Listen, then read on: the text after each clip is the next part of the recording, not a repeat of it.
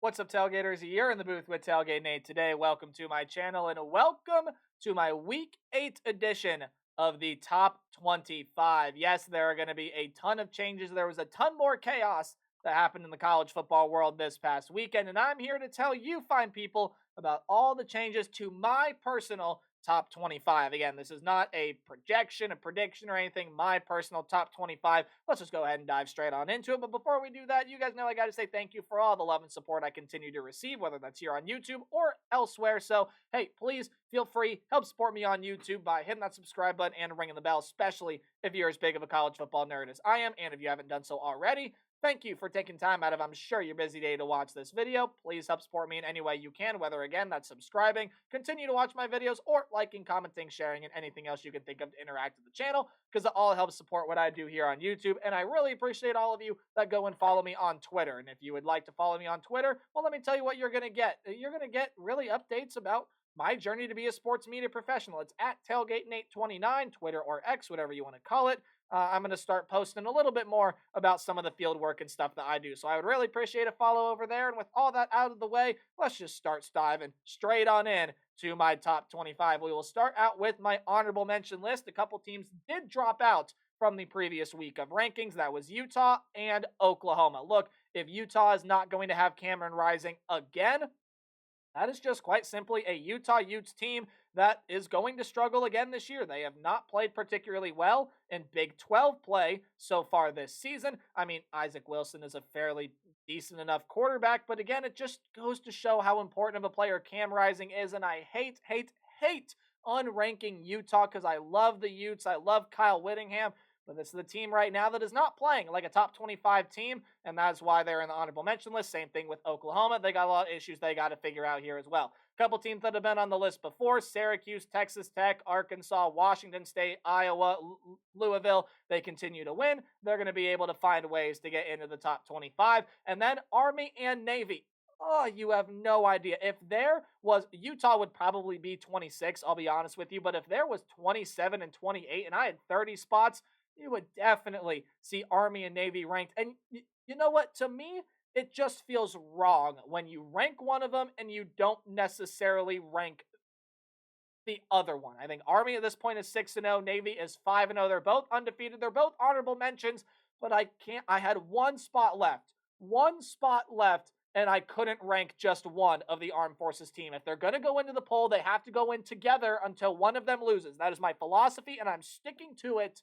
So there you go. That is why they're on the honorable mention list and not within my top 25. So who is in the top 25, Nate? Who took that coveted number 25 role away from either Army or Navy? And brace yourselves. I'm doing maybe not necessarily a super brave thing, but I'm doing a thing here. Vanderbilt. Vanderbilt is ranked. You can laugh all you want, but Vanderbilt is ranked. They got a win over the Alabama Crimson Tide. They just went on the road and beat the Kentucky Wildcats. All right, wise guy, whose idea was it to make Vandy an absolute wagon? Who was it? Who did it? Vanderbilt. Who could have thunk it, huh? Coming into this year, did you think that Vanderbilt would be inside any top 25 poll? I didn't. They are the first team out of the AP poll. They are the last team in my poll. Vanderbilt is the team that is getting ranked in my first or second team out, now that I'm thinking about it, in the AP poll. I'm going to fact check myself here. First team out. Yes, first team out. But Vanderbilt, my goodness, Diego Pavia is just not letting his team lose. Vanderbilt has got, look, a ton of tough games coming up. And I mean a ton of tough games. You go ahead and you take a look at the Vanderbilt schedule. The rest of the way, I mean, yeah, they got Ball State coming up this week. That should be a game Vanderbilt wins. But, yeah, host Texas. You got to go on the road to play LSU.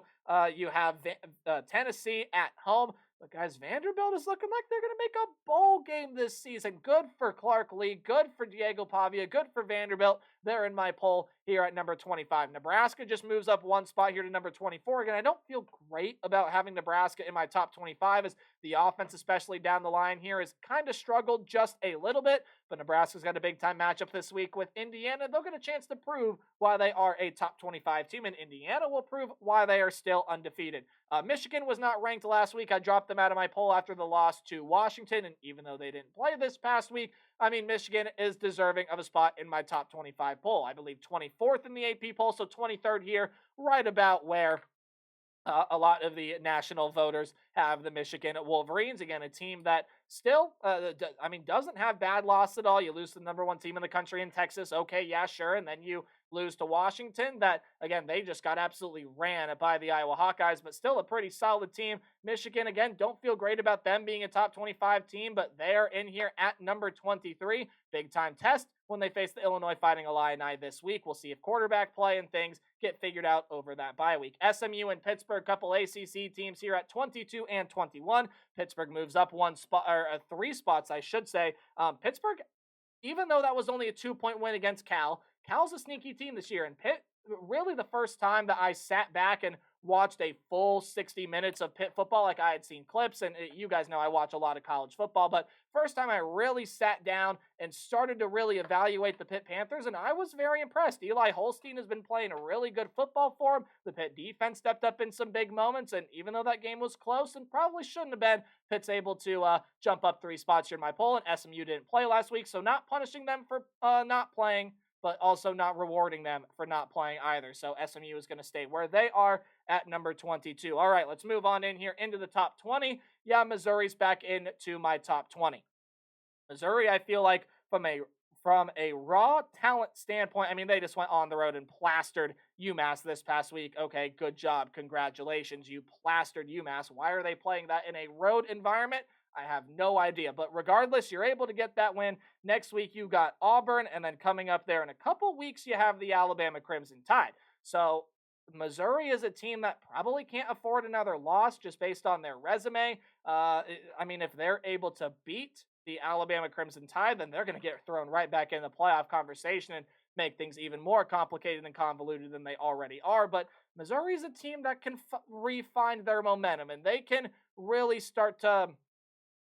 Missouri is just quite simply a team that I think once they get hot, they can really get going. They have Brady Cook, who, again, has not played well, but they still got Luther Burden, still got some nice tailbacks, still got some good defensive pieces. Don't count out Missouri entirely, but they do move up 3 spots there to number 20. Illinois and Indiana got a couple Big Ten teams that you see here at 19 and 18. Illinois got a big one coming up against the Nebraska not Nebraska, that is Indiana, my apologies. Illinois beat Nebraska. They got a big one coming up against the Michigan Wolverines this next week. That one, I believe, is going to be taking place in Champaign, if I'm not mistaken. Yes, it is. It is in Champaign, Michigan. Slight favorite right now. Illinois might be the team that's going to be able to dethrone Michigan and maybe end the hopes of a college football playoff run for the Wolverines. And Indiana also has a big test this week. As I said earlier, they are the ones that are actually playing the Nebraska Cornhuskers. Indiana is a team that has not seen a top 35 defense yet, and Nebraska is going to provide that. But man, oh man, everything that Kurt Signetti and Curtis Rourke and everything that Indiana is putting on the field right now, it looks really good. Nebraska will by far be their biggest test of the season, yet they do get that one at home. Boise State is up 1 spot there to number 17, and some people are going to have Boise State a lot higher. I totally get that. Just a couple teams I happen to like maybe a little bit more than Boise State, and again, some of my criteria, who would I favor on a neutral field? I think I'd favor a couple other teams over Boise State right now, but Ashton Jeanty, can you calm down, please? Can you just, he is having probably, I don't think this is an exaggeration to say this at this point, one of the best college football seasons that we have seen ever. Just take a look at the dude's numbers. He has been absolutely outstanding, is by far the leading rusher in the country, is averaging darn near 10 yards per carry, 9.9 to be exact, 1,248 yards and 17 touchdowns. Some quarterbacks don't even have a stat line that looks like that. 1,200 yards and 17 touchdowns. Are you kidding me? He is my front runner for the Heisman Trophy right now. Maybe, Cam Ward, Dylan Gabriel, you can throw those names out there. But Ashton Jeanty My goodness, have yourself a day. Big one, though. Boise State's on bye. They got a big one coming up in a couple weeks against UNLV. So we'll see what the Broncos look like then. But until then, Ashton Genty's the best player in the country, and him just standing there like this in the backfield, not even hunched over, him just standing there, it's menacing. And oh boy, does he run really, really, really freaking well. Boise State and Ashton Genty are the real deal. They are running away with the Group of Five conversation right now. Again, big one against UNLV coming up within a couple weeks. Definitely will have a preview prediction video on for that game. But let's move on now to number 16, the Ole Miss Rebels.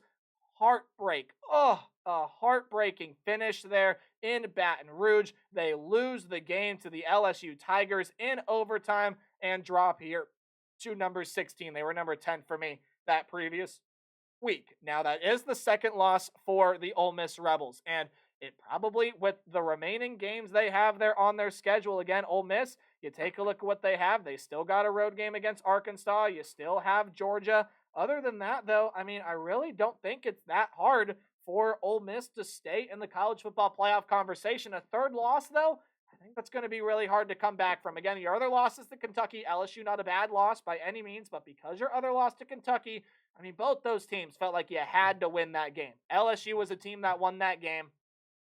And you'll see where LSU is ranked here in just a little bit. But, I mean, with Ole Miss, you go ahead and you take a look. Jackson Dart just hasn't been putting up the kind of numbers that we've seen from him, or that we saw from him in the early going this season.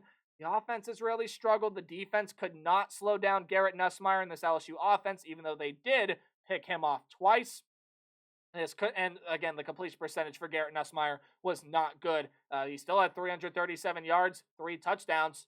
Still a pretty good stat there for Garrett Nussmeier. Ole Miss just couldn't really do anything. And again, getting the field goal in overtime to start. Then LSU with the game-winning touchdown.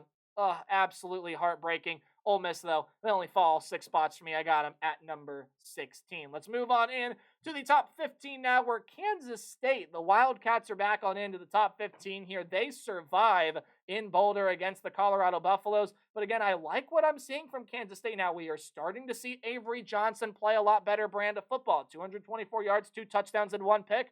Almost 10 yards per pass attempt within that previous game, and right around maybe 14 or 15 yards per completion in that previous game. And I mean, DJ Giddens, even though he did not reach the end zone, what an absolutely phenomenal performance from DJ Giddens. 7.3 yards per carry, had 25 carries for 182 yards. The wide receiving room, Jace Brown, have yourself a day. 6 catches, 121 yards, and 2 touchdowns. The defense came up with 6 sacks in that game there as well. Kansas State starting to play some good brand of football. They're not going to go away in the Big 12 conversation, but neither will the team that's ahead of them either. BYU, they are ranked here at number 14. They move up 1 spot from the previous week, and I really did think BYU was going to have a little bit more struggles with Arizona there in that game. Now, again, BYU was able to extend the lead with a pick 6 late, so the 41-19 score doesn't really do it justice on how well Arizona really did play this game. But Arizona just showing that they're an inconsistent side this year. Noah Fafita threw 3 picks. Tyrone McMillan did not get going as well as he should have. Jake Retzlaff played good fundamental football. A QBR of 60 is not going to turn heads, but he played a really good brand of offense. The rushing attack had 5.4 yards per carry, and then you go ahead and you take a look at this defense. I mean, picking Tyrone McMillan off, or not Tyrone McMillan, my apologies, picking Noah Fafita off 3 times, including a pick 6 there to really seal the deal there at the end of the game. BYU also a team that's not going to beat themselves. They did force another fumble. They did lose a fumble themselves there as well. Didn't even control the clock, but I mean, hey, fewer penalties than Arizona. Didn't outgain Arizona by a big old healthy percentage. Arizona did win the 3rd down battle, but that BYU defense forcing the turnovers, that was the difference maker in that game. And guys, BYU, a legit Big 12 and college football playoff contender. Texas A&M did fall 1 spot here to number 13, and it's not to any fault of their own. Texas A&M, I do not believe, played this previous week. Yes, they did not. This upcoming week, Texas A&M, they're going to get to go on the road to play Mississippi State. Yeah, tough environment in Starkville, but the Bulldogs have not been good so far this season. So a game A&M should win. they're one of the top contenders in the SEC right now, a top 15 team in my book, and they're sitting here at number 13. Not much more to say there on Texas A&M. We'll see if Connor Wigman and the Aggies can keep this momentum rolling. Iowa State is here at number 12. Hey, guys, Matt Campbell has put together a real nice squad this season, and he's starting to see a lot of really, really good play. When you go and you take a look at that game against West Virginia, I thought they would have a little bit more struggles. They didn't. Rocco Beck threw for over 250 yards. Carson Hansen in the backfield really took over as that main rusher. Again, it was a running back sort of by committee room for the Cyclones so far this year. Nope, 20 carries, 96 yards, and 3 touchdowns for Carson Hansen, just shy of 5 yards per carry. Jaden Higgins and Jalen Noel, as per usual for Iowa State this year, had themselves pretty good games. Garrett Green didn't play the best. In fact, 2 turnovers for West Virginia. And again, Iowa State just proving that they don't beat themselves. Only 1 penalty. It was a holding penalty, and then no turnovers in that game while they controlled the clock. This was an absolutely phenomenal performance from Iowa State, and expect to see more of the same from the Cyclones as they move forward this season. Some big matchups upcoming, including one at the end of the year against Kansas State. Ooh, watch out for that one. That one could be a whole lot of fun. Iowa State is in the top 10 right now. They are at number 9. To me, I like some other teams a little bit more than them, and one of those being the Notre Dame Fighting Irish, who are sitting here at number 11 currently. Notre Dame seemed to have no trouble this previous week as they, again, some early trouble with Stanford, but they settled in nicely. Riley Leonard, 16 of 22 for 229 yards, 3 touchdowns. We're seeing him. Again, if you watch my weekly takeaway video, it's a season about adjustments. We've seen Riley Leonard make those. Jeremiah Love, Jadarian Price, they were good. Wide receiver room was good. Defense was good. Notre Dame looking like more and more of a complete team every single week. Let's move on into the top 10, and you'll notice there's not a whole lot of change here. The one change I do want to mention is LSU is up 3 spots to number 10. Again, Tigers only lost there to USC. Right now, that's looking like a loss that might come back to bite them at some point. But, I mean, you look at some of the wins that LSU has under their belt. I mean, they get a win on the road against a tough South Carolina team. You beat another Power 5, or Power 4, I should say, opponent at home against UCLA. And now you finally pick up that signature win, right? You aren't able to win that game against USC. Now, let's be honest, you probably should have won, but you finally pick up that signature win at home. You take revenge for what happened last year in that thrilling game against Ole Miss. You get the Rebels back. You rebel against the Rebels, if for lack of better terminology, I guess. You win that game in overtime. Thrilling, absolutely phenomenal matchup. Talked about it a little bit already. Garrett Nussmeier played phenomenally. Even with the 2 picks, still had himself a really darn good day, over 300 yards passing. The rush game didn't get going, but Ole Miss penalties killed them. They did not kill LSU. Third down efficiency, pretty darn solid for either team, but it was LSU that made the bigger plays late. Able to come away with the win in that one is absolutely huge. They are also up into the top 10 of the rankings. They are at number 8. For me, though, they are at number 10. Now, you'll notice that, Nate, why don't you have LSU above some of these teams? Why don't you have Clemson or Iowa State or some of the other teams here within the top 10? I mean, Bama, they haven't looked great. Tennessee, they haven't looked great. Clemson, I mean, sure that they have that loss to Georgia, but you're really going to keep, yes, I am. Clemson, to me, is a team that absolutely still deserves a top 10 ranking. And, I mean, look, I know they had a little bit of trouble with Wake Forest at the start, but they settled in nicely. 28 points in that second quarter. Cade Klubnik is starting to come on and play really, really well. 309 yards and 3 touchdowns. Phil Maffa on the ground was fantastic. This Clemson defense is one of the best the country has seen so far this season. Clemson's a team that absolutely should continue to still rise there. Got no problem keeping them in here. And then Bama and Tennessee. I know Bama did not move a whole lot in the poll. Tennessee did. They dropped down to 11 in the AP poll. I'm not going to punish Bama. I'm not going to punish Tennessee. Do I feel great about having them in my top 10? No. But really, who can you say so far this season you feel great about them being a top 10 team? In fact, you feel great about this team being a top 25 team. You heard me say that a lot throughout some of the bottom parts. Like, I don't feel great about Michigan being ranked. I don't feel great about Nebraska being ranked. Do I feel great about Ole Miss being where they are? No, not really. But again, that's just because of all the chaos we've seen out of college football so far this year. So Tennessee for me is staying at 8. Bama for me is staying at 7. I don't really see any reason to sort of move them. Again, though, that's a big matchup coming up, though. Alabama and Tennessee. Woo!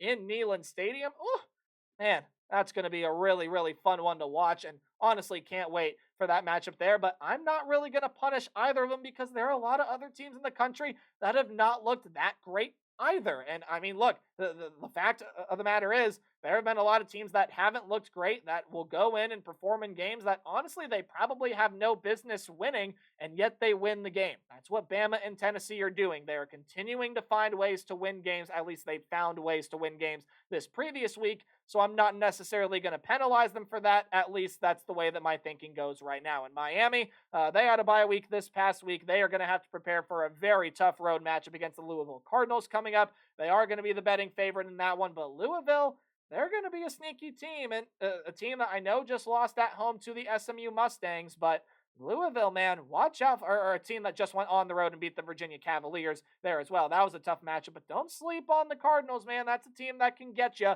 Miami's looked shaky the past couple of weeks, so we'll see what happens there. But no change to the teams that are within the top five. We do have some changes in the order of the top five. So Penn State, Georgia, and Ohio State have all fallen one spot. Oregon is now up to number 2 because of the win they had over the Ohio State Buckeyes, and Texas has remained number 1. Texas has just looked like the team from start to finish. It doesn't matter who the quarterback is. They have just seemed to have very, very few issues. That is why they are number 1. Oregon, of course, their offensive line struggled. They've played in some close games so far this season, but overall, I mean, that Ducks win against the Ohio State Buckeyes, first off, an absolute instant classic. That was such a fun one to watch, and I mean, just a very fun one to get to experience there as well if you were there, even if you watched it. Back and forth affair.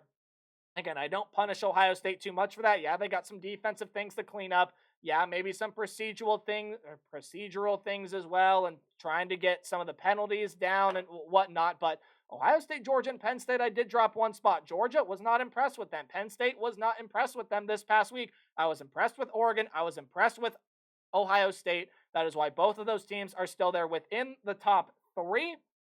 And I mean, you go ahead and you look throughout this top 25, guys, a lot more can change. I mean, Penn State and Ohio State still have to play so far this year. Georgia and Texas are going to get to play this week, one of the more anticipated matchups of the college football season. Who knows? Ohio State and Oregon may very well get to play again this season. Sadly, Oregon and Penn State do not play, but I mean, man, the Big Ten right now is shaping up to be a 3-team race. The SEC, Texas the front runner. Other than that, it is wide open. A lot going to get figured out in the college football landscape this week. I mean, Penn State, yes, they did find a way to win. Georgia was in control for the most part, but they just didn't look like themselves. Ohio State, Oregon battled back and forth, and Texas was on a bye preparing for Georgia this week. A little bit shorter of a top 25 video, which I pat myself on the back for a little bit, but that's going to do it here for my thoughts and my Week 8 Top 25. Let me know what you guys think. Let me know your Top 25 in the comments section down below. Remember to play hard but tailgate harder, and I'll see all you guys in the next video.